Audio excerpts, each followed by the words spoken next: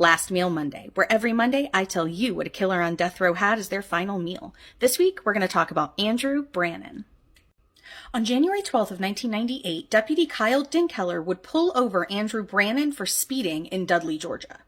Andrew would exit the vehicle and walk to the rear of the pickup where the deputy would meet him. They would have a small conversation, and the deputy would ask Andrew to remove his hands from his pockets. At this point, Andrew became irate. He started waving his arms and telling the officer to shoot him if he had a problem. So the officer went back to his vehicle to radio dispatch for help.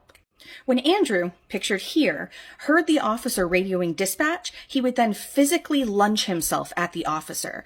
After the scuffle, Andrew would get up, walk back to his truck, and pull a gun off the front seat. After retrieving the gun, Andrew ran at the officer, firing the entire time. He fired about 10 shots in total, killing Deputy Dinkeller. The whole thing was caught on the deputy's dash cam. Andrew would be picked up the next day at his home. He would be convicted of murder and sentenced to death.